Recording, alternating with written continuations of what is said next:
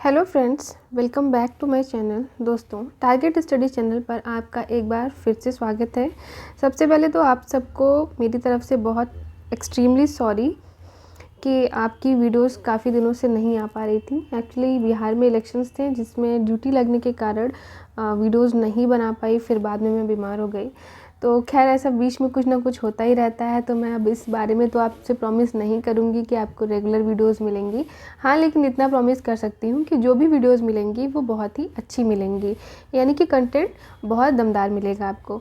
तो हम हिंदी के सीरीज़ हमने स्टार्ट की थी और एक चैप्टर कंप्लीट हो गया था। इस चैनल पर आपने जो हिंदी है आपको बिल्कुल स्टार्टिंग से और बहुत डिटेल में पढ़ने को मिलेगी। आपके विभिन्न प्रतियोगी परीक्षाओं में हिंदी का अच्छा खासा रोल है, तो उसके लिए तो हमने चैप्टर 1 कंप्लीट किया था, दूसरा स्टार्ट करेंगे और चैप्टर के एंड होने पर हम एमसीक्यू भी कवर करते हैं।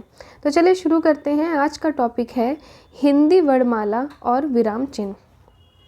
तो देखिए, वर्ड के भेद यानी वर्ड क्या होते हैं, आई होप आप सबको पता होगा कि जो भाषा की सबसे छोटी इकाई होती है उसको हम वर्ड कहते हैं। जैसे आप इंग्लिश में देख सकते हो तो ये जो अल्फ़ाबेट है यानी ABCD है, तो इसमें A B या C ये सब जो हैं यानी लेटर, उसको ही हम क्या कहते हैं, हिंदी में उन्हीं को हम वर्ड कहेंगे। यानी काखा गाघा ये सारी चीज़ें जो हैं वो क्या हैं, वर्ड हैं। यानी कि ध्वनि जो हम बोलते हैं या सुनते हैं, उस ध्वनि का जो लिखित रूप होता है वो वर्ड होता है। अब इसके दो भेद होते हैं, स्वर और व्यंजन। स्वर में संख्या स्वरों की संख्या कितनी है, 11 है। इसके भेद कितने हैं, 3 हैं। मात्राएं 10 प्रकार की हैं। ठीक है, इसमें से ई और री स्त्रीलिंग वर्ड हैं, ये बात आप ध्यान में रखेंगे, इंपॉर्टेंट है। नेक्स्ट है व्यंजन, मूल संख्या इनकी 33 है।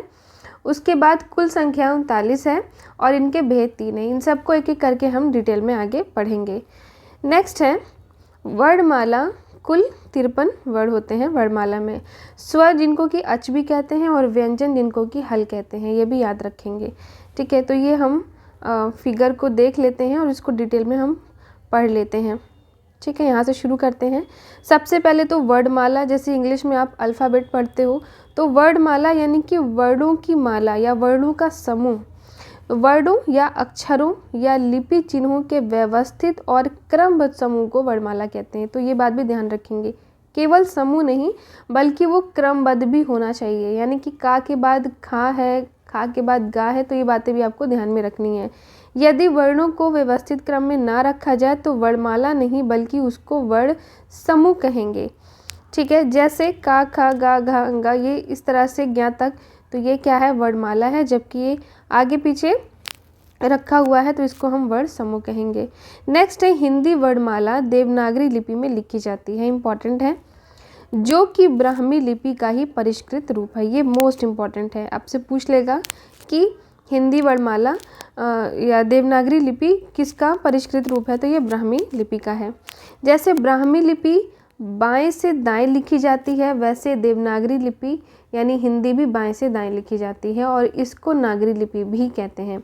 हिंदी वर्णमाला में वर्ण या ध्वनियों के मुख्यतः 2 भेद या प्रकार होते हैं, स्वर और व्यंजन। हिंदी में मूल उच्चारण स्थानों की संख्या 5 है, यानी कहाँ से हम अक्षरों को उच्चारित करते हैं, कंठ, तालु, मृद्धा, दंत, ओष्ठ। किंतु स्वरों का उच्चारण कुल 6 स्थानों से होता है, तो ये बात भी ध्यान में रखने वाली है। ठीक है, नेक्स्ट है स्वर। अब स्वर के बारे में पढ़ते हैं। स्वर वर्ड, जिन वर्णों का उच्चारण स्वतंत्र रूप से बिना किसी अवरोध के होता है, बिना किसी दूसरे वर्ण की सहायता से होता है, उसको हम स्वर कहते हैं। इनकी संख्या 11 है। आ ई उ री ए ओ औ, ये इतने 11 हैं। स्वर स्वतंत्र होते हैं और व्यंजनों के उच्चारण में सहायक होते हैं, इनको अच भी कहते हैं। कालमान यानी मात्रा के आधार पर स्वर 3 प्रकार के होते हैं, हास्य, लघु या मूल स्वर, दूसरा है दीर्घ स्वर या गुरु या संधि स्वर, और तीसरा है प्लुत स्वर। किंतु उत्पत्ति के आधार पर स्वर 2 प्रकार के होते हैं, यानी मात्रा के आधार पर 3 और उत्पत्ति के आधार पर 2 होते हैं, हास्य और दीर्घ। हास्य, लघु या मूल स्वर में आपका अ ई उ री आता है, जिसमें से री आप ज़्यादा ध्यान में रखिएगा। ठीक है, बाकी तो आप इतना गेस भी कर लेंगे कि ये लघु हैं। हास्य स्वर को लघु स्वर या मूल स्वर भी कहते हैं। जिन स्वरों के उच्चारण में कम से कम समय लगता है उसे ही हास्य स्वर कहते हैं। इनकी संख्या याद रखेंगे 4 है। ठीक है, नेक्स्ट है हास्य स्वरों की स्वतंत्र स्वर। इनको स्वतंत्र स्वर माना जाता है क्योंकि इनका निर्माण स्वतंत्र रूप से होता है, अर्थात इनके निर्माण में अन्य स्वर उत्तरदायी नहीं होते। हास्य स्वरों के उच्चारण में एक मात्रा का समय लगता है, इसीलिए इन्हें एक मात्रिक स्वर भी कहते हैं। नेक्स्ट है दीर्घ स्वर या गुरु या संधि स्वर। तो इसमें आपका आ, ई, उ, ए, ओ, औ आ जाएगा। दीर्घ स्वर को गुरु स्वर और संधि स्वर के नाम से भी जाना जाता है। इन्हें संधि स्वर इसलिए कहते हैं क्योंकि इनका निर्माण 2 स्वरों के मेल या संधि से होता है। ठीक है, और गुरु बड़ा है तो इसलिए भी आप गुरु कह सकते हो। जैसे आ और आ मिल करके आ बन गया, ई मिल करके ई, और उ मिल करके उ बना। इसी प्रकार से आ और ई मिलकर ए, आ ए मिल के ऐ, आ उ मिलकर ओ, और आ और ओ मिल करके औ बन गया। नेक्स्ट है आ, ई, उ वर्णों का निर्माण समान स्वरों के मेल से होता है, इसीलिए इन्हें मूल दीर्घ स्वर कहा जाता है। इनकी संख्या 3 है। जबकि ए, ऐ, ओ, औ वर्णों का निर्माण असमान स्वरों के मेल से होता है। यानी समान का मतलब इसमें दोनों सेम ही है, जबकि यहाँ पर ये अलग अलग हैं, समान नहीं है। तो इन्हें हम संयुक्त दीर्घ स्वर कहते हैं और इनकी संख्या 4 है। ठीक है, तो टोटल में 7 हो गया, और इन दोनों का अलग अलग भी याद रखेंगे। मूल दीर्घ स्वर 3 जबकि संयुक्त दीर्घ स्वर 4। दीर्घ स्वरों के उच्चारण में हास्य स्वरों से दुगुना समय लगता है, इसीलिए, और दीर्घ स्वरों के उच्चारण में 2 मात्राओं का समय लगता है, इसीलिए इनको द्विमात्रिक स्वर भी कहते हैं। हिंदी भाषा में री का दीर्घ गुरु संधि स्वर अर्थात री नहीं बनता। री का प्रयोग केवल संस्कृत भाषा में होता है, इसीलिए इसे लघु स्वर के अंतर्गत तो रखा गया है, लेकिन दीर्घ स्वरों की श्रेणी में नहीं। दीर्घ स्वरों की संख्या 7 है, जिनको 2 भाग में बांटा गया है, मूल और संयुक्त, हमने अभी देख लिया। नेक्स्ट है प्लुत स्वर। वैसे तो हिंदी वर्णमाला के अंतर्गत किसी भी प्रकार के प्लुत स्वर की व्यवस्था नहीं है, अर्थात हिंदी वर्णमाला में प्लुत स्वर की किसी भी प्रकार के लिपि, चिन्ह या मात्रा का प्रयोग नहीं होता, किंतु वैदिक भाषा यानी संस्कृत में प्लुत शब्द का प्रयोग देखने को मिलता है, जिसके लिए 3 अंक के आकार के चिन्ह का प्रयोग किया जाता है। प्लुत स्वर के उच्चारण में 3 मात्रा का समय लगता है, इसीलिए इसको त्रिमात्रिक स्वर कहते हैं, जैसे कि ओम में। ठीक है, तो ये क्या है, प्लुत स्वर है। नेक्स्ट है, अब कुछ महत्वपूर्ण तथ्य हैं, इनको देख लेते हैं। हिंदी भाषा में मात्राएं 10 होती हैं। हिंदी में अ के लिए किसी भी प्रकार की मात्रा की व्यवस्था नहीं है, इसीलिए मात्राएं 10 हैं, क्योंकि स्वर तो 11 हैं। मात्राएं केवल स्वरों की होती हैं, व्यंजनों की नहीं होती हैं। हिंदी भाषा में री को विलुप्त स्वर माना जाता है, क्योंकि हिंदी में इसका प्रयोग नहीं होता, बल्कि संस्कृत में होता है। नेक्स्ट है, संस्कृत वर्णमाला में 9 स्वर होते हैं, ये इंपॉर्टेंट है। ठीक है, इसको याद रखिएगा, संस्कृत वर्णमाला में 9 ही स्वर होते हैं। डॉक्टर भोलानाथ तिवारी के अनुसार स्वरों की संख्या 10 है, क्योंकि वे री को स्वर नहीं मानते हैं। नेक्स्ट है, 2 या 2 से अधिक वर्णों या अक्षरों के योग से शब्द का निर्माण होता है। स्वरों का उच्चारण अब ये अलग अलग दिया हुआ है, कहाँ से कौन सा है। ठीक है, तो आप देख लेंगे, कंठ से आ और विसर्ग यानी आहा, तालु से ई, मृदा से री, तो ये वाला इम्पॉर्टेंट है। नेक्स्ट है आपका कंठ भी इम्पॉर्टेंट है। दंत से स्वरों का उच्चारण दंत से नहीं होता, ये ध्यान रखेंगे। ओष्ठ से उ, कंठ तालु ए, ऐ, कंठोष्ठ ओ, औ, और नासिक से अंग। ठीक है, नेक्स्ट है, हिंदी में मूल उच्चारण स्थानों की संख्या 5 है, किंतु स्वरों का उच्चारण कुल 6 स्थानों से होता है। नेक्स्ट है, अब आगत स्वर क्या होता है, इधर हम ये देख लेते हैं आयोग वाह क्या है। इनकी संख्या 2 है, अंग और आहा, इनको क्या कहते हैं, आयोग वाह। आयोग वाह अर्थात जिसका वहन कोई ना करे। स्वर और व्यंजन, इनकी गणना स्वर और व्यंजन के अंतर्गत नहीं होती, किंतु इनकी आवश्यकता जिसको स्वर और व्यंजन होती है ये उनके साथ लग जाते हैं, अर्थात इनकी आवश्यकता जब स्वर को होती है तो ये स्वर के साथ लगते हैं, और जब व्यंजन को होती है तो व्यंजन के साथ लगते हैं। अंग को अनुस्वार और आहा को विसर्ग भी कहते हैं, इंपॉर्टेंट है, याद रखिएगा। नेक्स्ट है आगत स्वर। हिंदी वर्णमाला में आ को आगत स्वर की श्रेणी में रखा गया है। यह अंग्रेजी भाषा का शब्द है जिसे हिंदी में ग्रहण कर लिया गया है, जैसे ऑफिस, ऑफिसर, तो ये आपने देखा होगा। तो ये क्या है? आगत स्वर है। नेक्स्ट मुख आकृति के आधार पर स्वरों का वर्गीकरण क्या है? तो ये इतना इम्पोर्टेंट नहीं है, इसको हम छोड़ देते हैं, ठीक है। नेक्स्ट अब हम देखते हैं व्यंजन के बारे में। ऐसे वर्ण जिनका उच्चारण स्वरों की सहायता से होता है या एक से अधिक वर्णों के मेल को व्यंजन कहते हैं। प्रत्येक व्यंजन वर्णों में आ ध्वनि अंतर्निहित रहती है। आ के बिना किसी भी व्यंजन का उच्चारण संभव नहीं है। जैसे का है तो इसमें भी का हलंत और आ है, इसी प्रकार से खा में, इसी प्रकार से गा में। मूल व्यंजन वर्णों की संख्या 33 है। व्यंजन स्वरों की सहायता से बोले जाते हैं, इसीलिए इनको परतंत्र भी कहते हैं। नेक्स्ट है व्यंजन। ये मुख्यतः 3 प्रकार के होते हैं, स्पर्श, अंतस्थ और ऊष्म। नेक्स्ट है, अब आपको ये चार्ट याद रखना है, ये मोस्ट इम्पॉर्टेंट है, ठीक है। तो आप देख लेंगे। स्पर्श व्यंजन में 25 होते हैं, का से पा वर्ग तक के सभी वर्ड इसमें आते हैं। अंतस्थ व्यंजन में या, रा, लावा और ऊष्म व्यंजन में शा, शा, सा, हा, ठीक है। यहाँ से आपको ये याद रखना है। तो ये जो 5 हैं ये अनुनासिक पंचमाक्षर या इनको नासिक वर्ड बोलते हैं।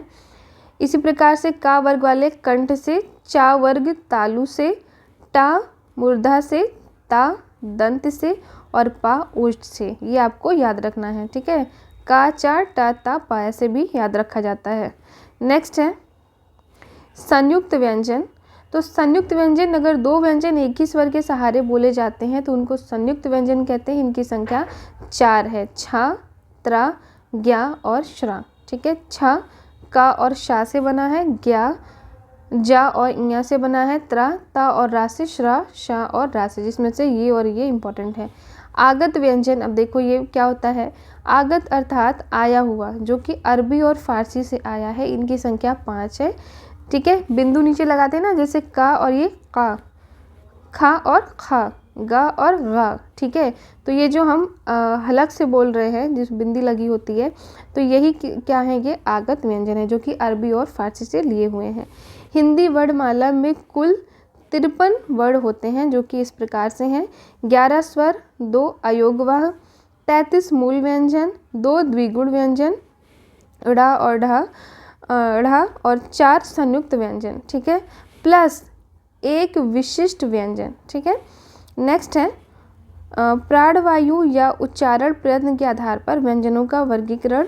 तो ये 2 प्रकार के हैं, अल्प प्राण और महाप्राण। अल्प प्राण जिन व्यंजन वर्णों के उच्चारण में श्वास वायु अल्प मात्रा में निकले उसे अल्प प्राण कहते हैं।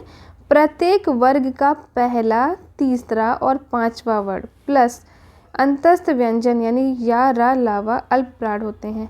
इन्हें हकार ध्वनियाँ नहीं होती इसमें और सभी स्वर अल्प प्राण होते हैं, ये याद रखिएगा। महाप्राण जिन व्यंजन वर्णों के उच्चारण में श्वास वायु अधिक मात्रा में निकलती है उसे महाप्राण कहते हैं। प्रत्येक वर्ग का दूसरा और चौथा प्लस ऊष्म व्यंजन शा, सा, सा, हा महाप्राण होते हैं। इन्हें इसमें हकार ध्वनियाँ विशेष रूप से होती हैं। नेक्स्ट अब देखो, इसमें अल्प प्राण पहला, तीसरा और 5वां और महाप्राण में दूसरा, जैसे का है, खा, गा, घा और अंगा, ठीक है। तो ये जितने भी चार्ट में भी आपने ऊपर देखा, ठीक है, जैसे का, खा, गा, घा, अंगा, चा, छा, जा, झा, इया, ठीक है। तो क्या कह रहा है कि पहला, तीसरा और 5वां, पहला, तीसरा और 5वां, ठीक है। इन सभी चार्ट में जो पहला, तीसरा, 5वां होगा ये क्या होता है, अल्प प्राण होता है, जबकि दूसरा और चौथा क्या है, महाप्राण। देखो आप सब में यही देखोगे, ठीक है। नेक्स्ट है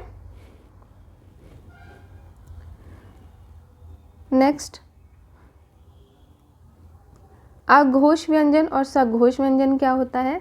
तो जिन व्यंजन वर्णों के उच्चारण में हमारी स्वर तंत्रियों में कंपन नहीं होता उन्हें अघोष व्यंजन कहते हैं। जैसे प्रत्येक वर्ग का पहला, दूसरा वर्ण शा, शा सा अघोष वर्ड होता है, और पहला दूसरा और इनको मिला करके अघोष होता है। जबकि सघोष में जिन व्यंजन वर्णों के उच्चारण में हमारी स्वर तंत्रों में कंपन होता है उन्हें सघोष व्यंजन कहते हैं। सभी स्वर सघोष होते हैं।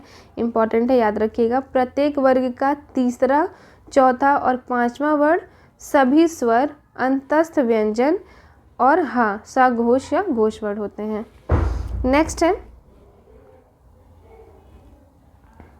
नेक्स्ट अब हम यहाँ से देख लेते हैं अनुस्वार चिन्ह। ये तो ये कुछ चिन्हों के प्रयोग हैं, ठीक है, इनको हम छोड़ देते हैं, ये काम के नहीं है। इसके बाद से आपका विराम चिन्ह है, तो विराम चिन्हों की संख्या 20 होती है। विराम शब्द का मतलब ठहराव या रुकना है, ठीक है। कितने प्रकार की विराम चिन्ह होते हैं, तो देखो अल्प विराम यानी कॉमा, तो ये हम कब लगाते हैं, जब हमें थोड़ा रुकना होता है, थोड़ी देर के लिए रुकना हो, ठहरना हो, तो हम अल्प विराम लगाते हैं। और जैसे अब इसके नियम देखो बहुत सारे हैं, जैसे 2 से अधिक वाक्यों में अगर संयोजक लगाना है और लगा हो या लगने की उम्मीद हो तो हम इसको लगाते हैं। अगर वाक्य के बीच में किंतु, परंतु, इसलिए, पर ये सब आए तो इनके पहले अल्पविराम होता है। जैसे मैं संतोष के हॉस्टल पहुंचा परंतु वो नहीं था, इस प्रकार से। नेक्स्ट है जब हम किसी व्यक्ति की उक्ति या संवाद लेखन लिख रहे होते हैं, तो जैसे नेताजी ने कहा, तो यहाँ पर हम कॉमा लगाते हैं यानी अल्पविराम लगाते हैं।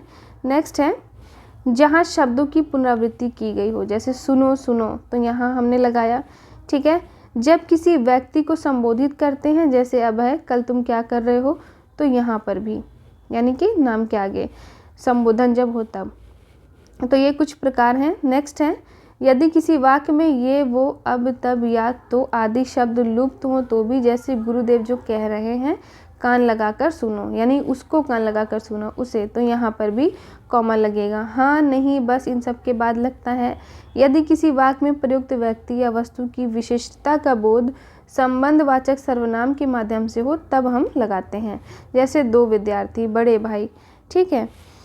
अब यहाँ पर आप चार्ट देख लो, हिंदी में प्रयुक्त होने वाले विराम चिन्ह कौन कौन से हैं। अल्प विराम हो गया, अर्ध विराम हो गया, उपविराम, पूर्ण विराम, प्रश्नवाचक, विस्मयादिबोधक या आश्चर्य चिन्ह, निर्देशक, डैश चिन्ह, कोष्ठक, हंस पद जिसको कि विराम या त्रुटि बोधक भी कहते हैं, विवरण चिन्ह, पाद चिन्ह, लाघव चिन्ह, संक्षेप सूचक, अंग्रेजी में लाघव चिन्ह, पुनरुक्ति सूचक, उद्धरण चिन्ह या अवतरण चिन्ह, दोहरा और इकहरा, योजक चिन्ह, लोप चिन्ह, विकल्प सूचक, तुल्यता सूचक, टीका सूचक, समाप्ति, दीर्घ और पाद बिंदु। इसमें से दीर्घ वाला आप ध्यान देंगे।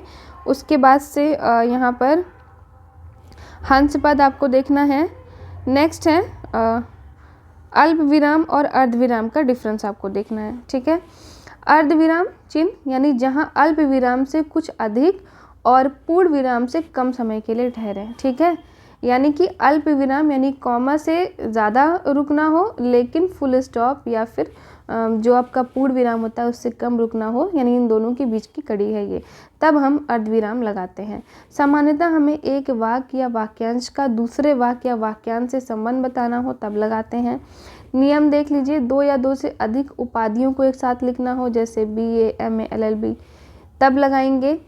अर्धविराम ऐसे उपवाक्यों को जोड़ने का कार्य करता है जिन्हें और के माध्यम से नहीं जोड़ा जा सकता, जैसे ये जूता ज़्यादा दिन नहीं चलेगा, ये काटता है, ठीक है।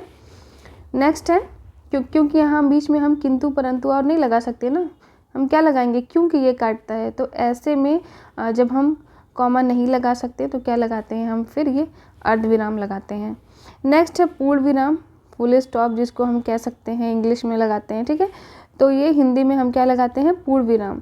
पूर्ण विराम शब्द का शाब्दिक अर्थ है रुकना, ठहरना, यानी जब एक बात पूरी हो जाए, हिंदी में इसको खड़ी पाई कहते हैं। जहाँ वाक्य की गति अंतिम रूप ले ले या विचार के तार एकदम टूट जाए, वहाँ पूर्ण विराम का प्रयोग होता है। प्रश्नवाचक, प्रश्न पूछने के लिए, विस्मयादिबोधक या आश्चर्य चिन्ह, तो ये हर्ष, विषाद, विस्मय, घृणा, आश्चर्य, करुणा, भय आदि को बताता है। निर्देशक चिन्ह निर्देश के लिए है। कोष्ठक आपको पता होगा 3 प्रकार के होते हैं, वाक्य के बीच में आए हुए शब्दों अथवा पदों का अर्थ अधिक स्पष्ट करने के लिए इनका प्रयोग करते हैं, ठीक है। नेक्स्ट है उपविराम चिन्ह। अच्छा, इनमें से देखो सबसे बड़ा ये वाला होता है, फिर उसके बीच ये है और सबसे छोटा ये होता है, यानी कि हमें तीनों एक साथ लगाना हो तो पहले ये लगाएंगे, फिर ये लगाते हैं, ठीक है। नेक्स्ट है उपविराम, किसी व्यक्ति या वस्तु के बारे में बताने के लिए, किसी कथन को अलग दिखाने के लिए इसका प्रयोग होता है। हंस पद, जब कोई बात छूट जाती है तो उसको लिखने के लिए इसको त्रुटि विराम, त्रुटि बोधक या विस्मरण जैसे भूलना होता है ना, उसके लिए लगाते हैं। जैसे कि हम कोई सेंटेंस लिख रहे थे और बीच में कुछ छूट जाता है ना, तो हम बीच में इस तरह से करके फिर ऊपर लिख देते हैं, तो ये वही है हंस पद, ठीक है। विवरण चिन्ह, विवरण जानकारी सूचना बताने के लिए।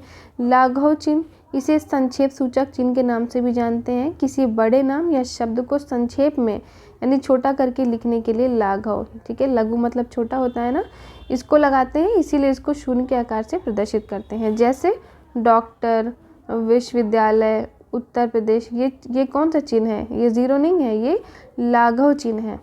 नेक्स्ट है उद्धरण चिन्ह। तो उद्धरण यानी कि जो आपका इन्वर्टेड कॉमा होता है, इसका उपयोग कब करते हैं, जब कहे गए कथन को ज्यों का त्यों लिखने के लिए हम इसका प्रयोग करते हैं, ठीक है। हिंदी में अल्प विराम के बाद योजक चिन्ह का सर्वाधिक प्रयोग होता है और इसको सामासिक चिन्ह भी कहते हैं। जैसे रात दिन, अमीर गरीब, लाभ हानि, तो ये बीच में जो जोड़ने का काम कर रहा है, ये क्या है, योजक चिन्ह, जिसको अंग्रेजी में हाइफन कहते हैं, ठीक है। तो अब नेक्स्ट है, देखिए यहाँ से हम इसका रिवीजन कर लेते हैं और फिर नेक्स्ट वीडियो में हम रिलेटेड एमसीक्यूज कवर करेंगे, ठीक है। लगभग 200-300-400 क्वेश्चन हम इस चैप्टर से कवर कर लेंगे। तो मात्रा के आधार पर स्वर 3 प्रकार के होते हैं, ह्रास्व, दीर्घ और प्लुत। ह्रास्व, दीर्घ और प्लुत स्वर के प्रकार हैं। भाषा शब्द की सबसे छोटी इकाई वर्ण या ध्वनि होती है। स्वरों का उच्चारण स्वतंत्र रूप से होता है। जिन ध्वनियों के उच्चारण में श्वास वायु बिना रुकावट के निकलती है मुख से, उसको स्वर कहते हैं। हिंदी वर्णमाला में स्वरों की संख्या 11 है और संस्कृत में कितनी है, ज़रा कमेंट करके बताइएगा। हिंदी वर्णमाला में कुल 53 वर्ण हैं। छा, त्र, ज्ञ, श्रा संयुक्त व्यंजन है। या, वा को अर्धस्वर कहते हैं। हिंदी शब्दकोश में अंग आ वर्ण से पहले आता है। ई, री स्त्रीलिंग वर्ण है, शेष सभी वर्ण पुल्लिंग होते हैं। मोस्ट इंपॉर्टेंट है, याद रखिएगा। नेक्स्ट है हा का कल्य वर्ण है। अंग अनुस्वार और आहा विसर्ग अयोगवा वर्ण कहलाते हैं। वर्णों के उस समूह को जिससे कोई निश्चित अर्थ निकलता हो उस शब्द कहते हैं। आ, उ, ई मूल दीर्घ स्वर हैं। ए कंठ तालव यानी कंठ प्लस तालु वर्ण है, अर्थात उच्चारण स्थान कंठ तालव है, यानी कंठ और तालु मिलाकर इनका उच्चारण होता है। नेक्स्ट है ओ कंठोष्ठ है, यानी कंठ और ओष्ठ यानी कि गला और होठ मिलाकर के इनका उच्चारण होता है। वा का उच्चारण स्थान दंतोष्ठ है, यानी दांत और होठ मिलाकर के। दो व्यंजन जब एक साथ मिलते हैं तो संयुक्त व्यंजन कहलाते हैं। रा वत्स लुंठित सगोश अल्प प्राण व्यंजन है। लिखित भाषा में मूल ध्वनियों के लिए जो चिन्ह प्रयोग करते हैं उसको लिपि कहते हैं। नेक्स्ट है हिंदी शब्दकोश में छा वर्ण का वर्ण के बाद आता है, क्योंकि छा एक संयुक्त वर्ण है जो कि का शा वर्णों के योग से बनता है। ये मोस्ट इंपॉर्टेंट है, ध्यान रखिएगा, पूछा गया प्रश्न है। इसी प्रकार से त्रा वर्ण ता के बाद, ज्ञा वर्ण जा के बाद और श्रा वर्ण शा के बाद आता है। प्लुत स्वरों के उच्चारण में दीर्घ स्वरों से ज़्यादा समय लगता है। अनुस्वार पंचम वर्ण का कार्य करता है। पूर्ण विराम का अर्थ है पूरी तरह रुकना या ठहरना। संस्कृत में योजक चिन्ह का प्रयोग नहीं होता, याद रखिएगा। नेक्स्ट है स्वर एवं व्यंजन वर्ण के ही भेद हैं। मात्रा स्वर को समरूप कहते हैं। जब दो समान व्यंजन आपस में मिलते हैं तो इनको द्वित व्यंजन या युग्मक ध्वनि कहते हैं। केंद्रीय हिंदी निदेशालय ने हिंदी की मानक वर्णमाला में मूलतः 11 स्वर और 35 व्यंजन ध्वनियों को स्थान दिया है। ठीक है, तो आई होप आपको समझ में आया होगा और थैंक यू सो मच दोस्तों प्यार बनाए रखने के लिए कि इतने दिनों से वीडियोस नहीं आ रही थी, फिर भी मेरे सब्सक्राइबर बढ़ ही रहे थे, मेरी वीडियोस लोगों को पसंद आ रही है। तो आप इसको अच्छे से रिवीजन कर लीजिएगा। कल की वीडियो में हम ये एमसीक्यूज़ कवर करेंगे और फिर आप देखिएगा कि आपका स्कोर क्या है। एमसीक्यू कवर करने के बाद आपको ये चैप्टर और अच्छे से समझ में आ जाएगा। तो thank you so much for watching my video. और अभी आप साथ में कौन सी बुक का एमसीक्यू चाहते हैं, किस सब्जेक्ट की घटना चक्र आपके लिए लेकर के आऊँ या फिर कोई और बुक, वो आप कमेंट में मुझे बता सकते हैं। और हाँ, डिस्क्रिप्शन में जाइए, टेलीग्राम चैनल का लिंक दिया होगा, वहाँ से टेलीग्राम चैनल ज़रूर फॉलो कर लीजिएगा, क्योंकि वहाँ से आपको रिलेटेड PDF मिल जाएंगी और प्लस आपको डेली इंग्लिश न्यूज़पेपर भी प्रोवाइड करा दिया जाता है। तो thank you so much for watching my video.